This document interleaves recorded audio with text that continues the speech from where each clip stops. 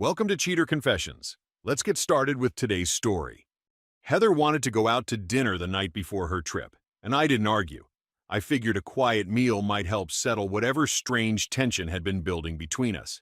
We picked a small Italian place near our house, the kind with low lighting and tables close enough that you could hear the couple next to you breathe. But Heather wasn't really there. Not with me, anyway. She kept her phone face down beside her plate, checking it every few minutes when she thought I wasn't looking. Her shoulders were tight, her smile was forced, and every answer she gave me was just a little too short. Halfway through the meal, I finally asked, "So where exactly are you going again?" She didn't look up. "It's a girls' trip, Matthew. I told you." "I heard that part," I said. "I mean where? What hotel? What flight? You're going across the state? You think I shouldn't know where you're staying?" She let out a sharp breath, like I was the one being unreasonable. "Why do you need every detail?" she said. "It's 4 days. It's supposed to be relaxing." "I'm your husband," I said calmly. "Knowing where you are isn't control. It's basic safety." She finally looked at me then, hard, cold, almost annoyed. The expression didn't match the woman I married. It matched someone who wanted out of the conversation, not someone who cared about my concern. Then she pushed her water glass slightly aside and said the line I didn't know would split our marriage in half. "You don't need to know what happens on a girls' trip. That's why you're blocked until I'm home." I just stared at her. "You're blocking me?" I said, keeping my voice even. "Yes, Matthew," she snapped. "I want space. I deserve space. And I'm tired of feeling watched. So from tomorrow until Monday, I'm going dark. No calls, no texts, no checking in. You'll survive." She said it loud enough that the couple next to us shifted uncomfortably. For a moment, I thought about getting angry, raising my voice, demanding answers. But instead, something colder settled over me, something steady, something final. "All right," I said, setting my fork down. "If that's what you want." She expected a fight. She didn't get one, and the lack of it rattled her more than anything I could have said. "Good," she muttered, though her voice wasn't as confident now. We finished the meal in silence. She thought she'd built a wall around herself for 4 days.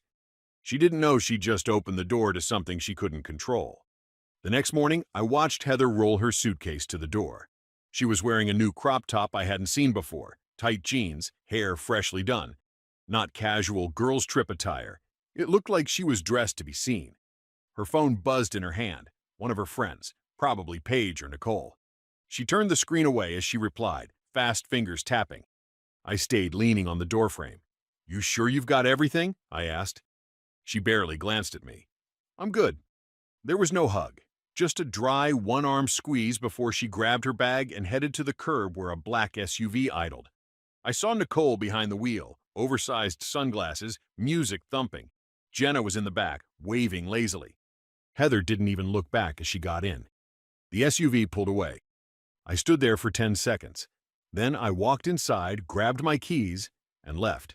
Not to go mope around the house, not to sit and wait for some unblocking like a whipped idiot. No, I drove straight to my office. It's not a typical job. I run a risk assessment firm, mostly corporate cases. But before I started the company, I spent 6 years doing freelance digital surveillance and forensic recovery.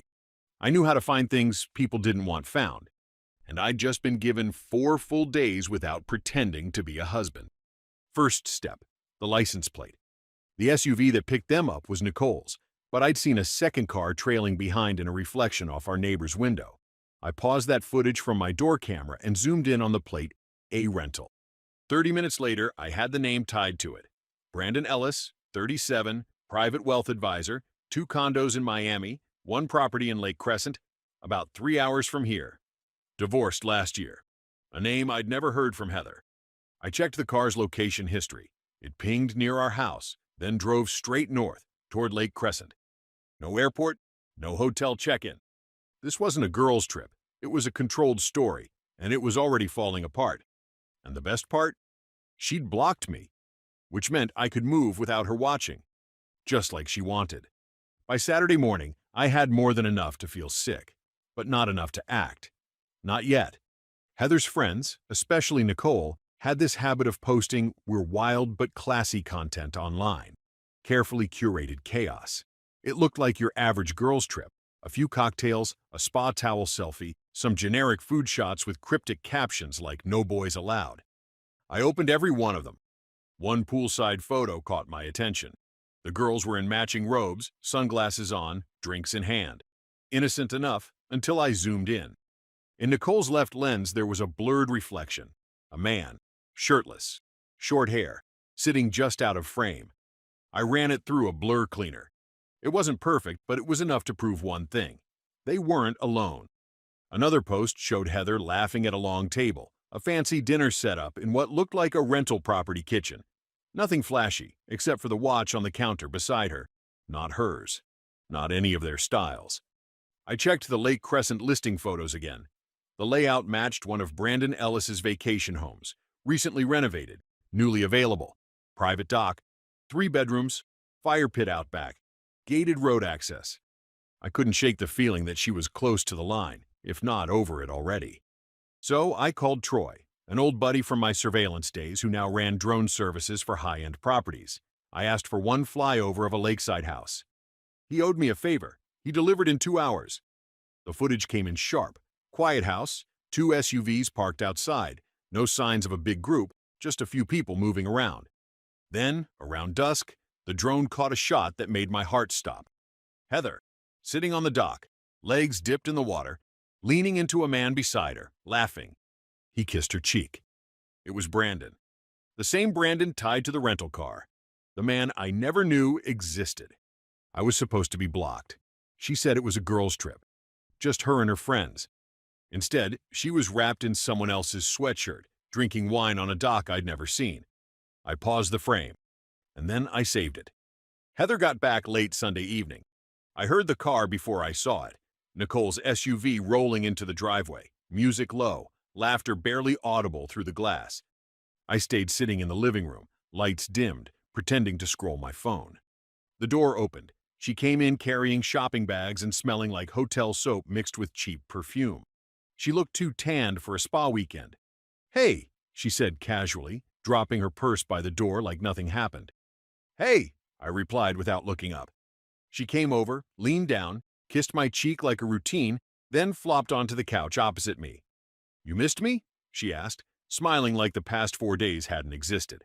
I just nodded. "Yeah, quiet without you." She launched into stories, not specific ones, vague stuff. Paige lost her phone. Jenna drank too much on Saturday. The spa was nice. I got this amazing facial. Blah, blah, blah. I let her talk. She didn't mention Lake Crescent. She didn't mention Brandon. She didn't even say which hotel they stayed at. Just blur and filler. She was good. I'll give her that. Most people trip over lies. Heather danced with them. But I was watching the details. Her eyes didn't hold contact. Her laugh came half a second late. She used the word relaxing too many times. I kept nodding, saying cool and nice at the right spots, like a man listening to his wife, not the woman who'd just spent 3 days in someone else's arms. Later that night, as she went upstairs to shower, she turned at the steps.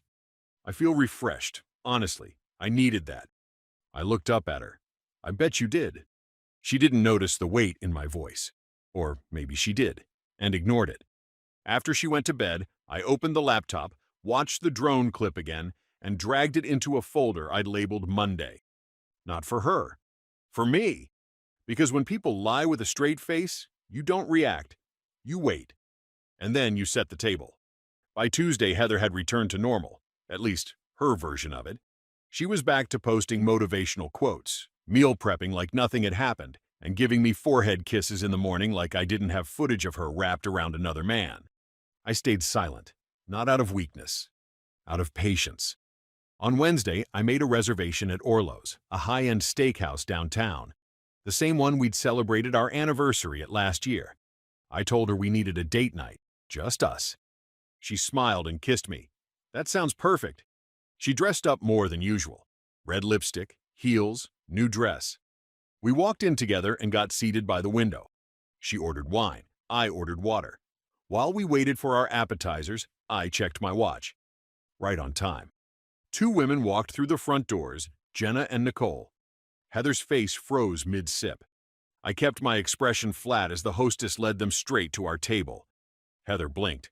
What, what are you guys doing here? Nicole gave a fake laugh. You invited us, remember? Said double date at Orlo's. Figured Brandon would be here. Heather turned slowly to me. I leaned forward. You texted them from your phone. Yesterday. Said I was bringing a client, and you thought it'd be cute if they joined. Heather's mouth opened. No sound came out. Then, the fourth guest arrived. Melissa Ellis, Brandon's ex-wife. A calm, elegant woman in her early 40s, wearing a black coat and no makeup. She didn't say hi. She just pulled out a chair and sat down across from Heather. Heather went pale. Melissa slid her phone onto the table and tapped the screen. A paused drone video lit up. Heather and Brandon, laughing on the dock. Melissa looked at Heather. Then she smiled.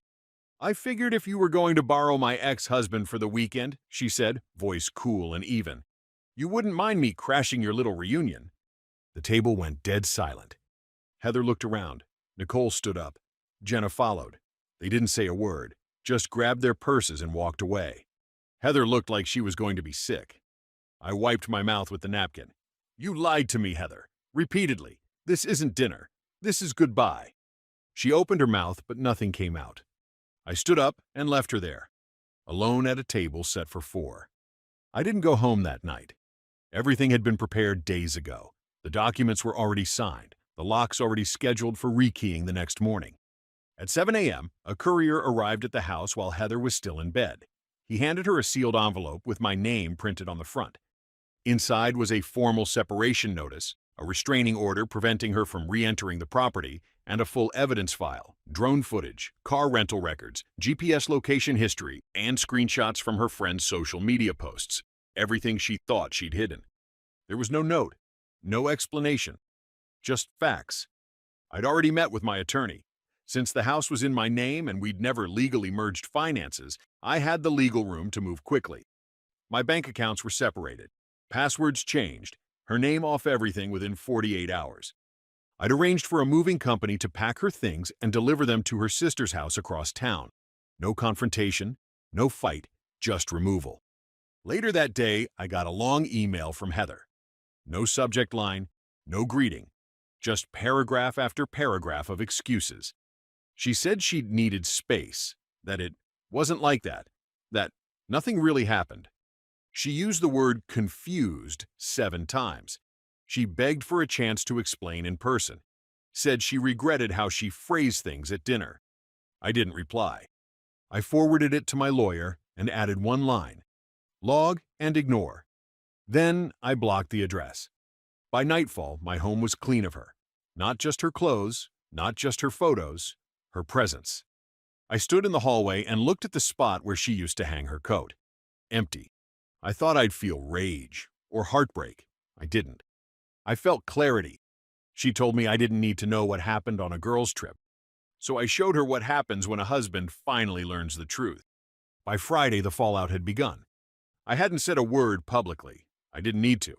But word spreads fast when people panic. Jenna's boyfriend called me the next day. Apparently, she'd confessed everything the night of the dinner. Not because she wanted to, but because she was afraid I'd release the drone footage to everyone. He dumped her on the spot, packed her things, blocked her everywhere. Nicole didn't even make it home before her secret got out. One of her coworkers had seen the confrontation at Orlo's. It turns out Nicole wasn't single like she claimed. She was engaged to a man in finance who found out through Instagram comments. Heather? She went quiet, radio silent. Melissa, Brandon's ex, kept in touch. She thanked me again. Apparently, Brandon had broken a clause in their custody agreement. No overnight female guests during his weekends. She took him back to court the following Monday. Word is, she got full custody. Brandon's name popped up in a local real estate thread a week later. His brokerage dropped him. Clients bailed. I didn't lift a finger, just watched it burn from a distance. Heather moved in with her sister from what I heard. She tried to reach out through a burner number, left a voicemail saying she didn't know how it all went so wrong. She knew. She just never thought I'd do anything about it. The girl's trip lie? It was more than infidelity. It was a mirror, showing me who she'd become, someone who blocked her husband and unblocked herself for strangers. The only thing she didn't expect was what happens when the man you lied to stops waiting, stops arguing, and just quietly rewrites the ending. I didn't speak to her again. Didn't need to. The silence said everything. It's been 6 months. No chaos, no noise, just peace. The house feels different now. Cleaner. Still. I moved the furniture around, got rid of the couch she picked out, deleted every photo from my phone. I even changed the scent of the laundry detergent. Some people call that petty. I call it resetting the air. I kept working, took on more clients, spent less time in the office and more time outside. I joined a boxing gym, started cooking again. Not because I needed distraction, but because I wanted routine. My routine. Funny thing is, when you cut someone out completely, they try harder to reappear. Heather sent a handwritten letter last month, forwarded by my lawyer. She said she wasn't asking for forgiveness, just wanted me to know she understood now what she threw away. She said losing everything made her realize I'd been the one thing in her life that was real, that she was in therapy, that she was becoming someone better. I read it once, folded it up, filed it away, not out of spite, out of closure. She made her choice on that Thursday night at dinner when she said, "You don't need to know what happens on a girl's trip. That's why you're blocked until I'm home." She thought blocking me meant freedom. She didn't realize that silence cuts both ways. Hers lasted 4 days. Mine will last the rest of her life. I never went public, never posted a thing, never sent anything to her job or her friends. I didn't need to. She self-destructed. All I did was step out of the blast zone. A few weeks ago, I ran into Melissa again. We got coffee, talked about work, laughed about how calm life feels when you don't have to watch your back. We've seen each other a few times since then. No pressure, no masks, just honesty. It's early, but it's real. And for the first time in a long time, that's enough. Heather taught me one thing at least. When someone builds a wall to shut you out, don't knock. Don't beg. Just walk away and build something better behind your own. Thank you for watching.